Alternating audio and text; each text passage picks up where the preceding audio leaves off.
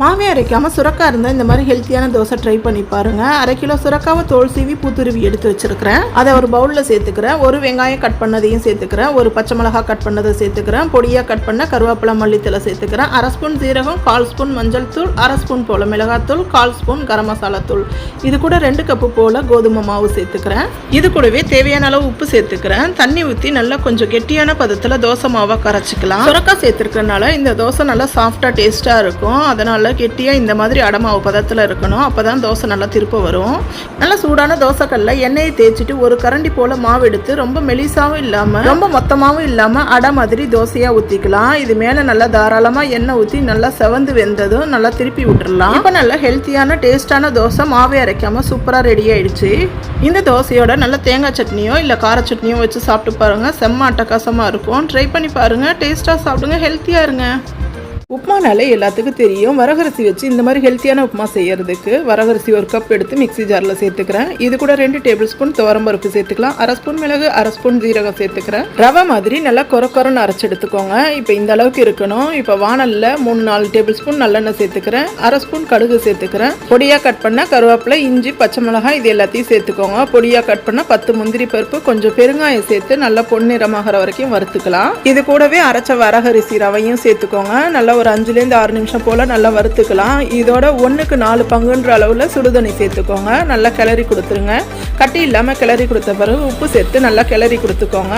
மூடி போட்டு ஒரு 5-6 நிமிஷம் போல் ஸ்லோ ஃபயரில் வச்சிடலாம். நல்லா வெந்து புளிங்கி இந்த அளவுக்கு வரும். இது கூட 1 டேபிள் ஸ்பூன் நெய், 1/4 கப்பு தேங்காய் பூ துருவல், கொஞ்சமாக மல்லித்தலை சேர்த்து நல்லா கிளறி கொடுத்துடலாம். இப்போ எடுத்து பார்த்தா நல்லா மனமாக டேஸ்டான வரகரிசியில் செஞ்ச உப்புமா ரெடிங்க. இந்த மாதிரி ட்ரை பண்ணி பாருங்கள். டேஸ்ட்டாக சாப்பிடுங்க. ஹெல்த்தியாக இருங்க.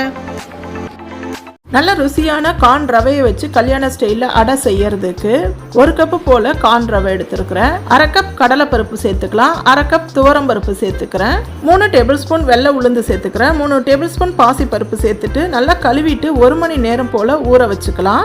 நல்லா இந்த ரவையோட பருப்பு எல்லாம் ஊறிடுச்சு. இது அப்படியே மிக்ஸி ஜாரில் சேர்த்துடலாம். இது கூடவே 6 போல் காஞ்ச மிளகாய் சேர்த்துக்கிறேன். 1 டேபிள் ஸ்பூன் சோம்பு சேர்த்துட்டு தேவையான அளவு தண்ணி ஊற்றி கொஞ்சம் கொரன்ற பதத்தில் அரைச்சி எடுத்துக்கலாம். இந்த அளவுக்கு இருக்கணும். இது அப்படியே ஒரு பவுலில் சேர்த்துறேன். இது கூடவே நல்லா பெரிய வெங்காயமாக 2 வெங்காயம் கட் பண்ணி வச்சுருக்கேன். மல்லித்தலை கட் பண்ணது கொஞ்சம் நிறைய சேர்த்துக்கலாம். நல்லா பொடியாக கட் பண்ண கருவேப்பிலை, பொடியாக கட் பண்ண தேங்காயையும் சேர்த்துறேன். இது கூட தேவையான அளவு உப்பு சேர்த்துட்டு கொஞ்சமாக தண்ணி சேர்த்து நல்லா கலந்து விட்டுக்கலாம்.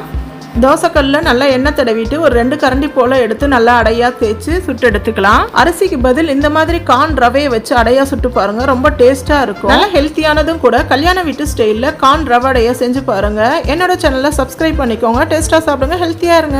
நல்ல டேஸ்ட்டான கல்யாண வீட்டில் செய்கிற ஒரு பிரிஞ்சி கிச்சடி பார்க்கலாம். அதுக்கு வானலில் 3 டேபிள் ஸ்பூன் எண்ணெய் ஊற்றிக்கிறேன். இதோட 2 டேபிள் ஸ்பூன் நெய் சேர்த்துக்கலாம். இது கூடவே பட்டை, ஏலக்காய், கிராம்பு, 2 பிரிஞ்சி இலை சேர்த்துக்கலாம். இதோட 1 வெங்காயம் கட் பண்ணி வச்சுருக்கேன். அதை சேர்த்து நல்லா வதக்கிக்கலாம். வெங்காயம் இந்த அளவுக்கு வந்த பிறகு இதோட 2 பச்சை மிளகாய் கட் பண்ணி வச்சிருக்கேன். 1 தக்காளி கட் பண்ணி வச்சிருக்கேன். அதையும் சேர்த்து நல்லா வதக்கிக்கலாம். தக்காளி நல்லா வதங்கின பிறகு இது கூடவே 1/2 டேபிள் ஸ்பூன் இஞ்சி பூண்டு பேஸ்ட் போட்டு நல்லா வதக்கிக்கலாம். இதோட பொடியாக கட் பண்ண பீன்ஸ் 1/2 கப்பும் பொடியாக கட் பண்ண கேரட் 1/2 கப்பும் சேர்த்து நல்லா வதக்கிக்கிறேன்.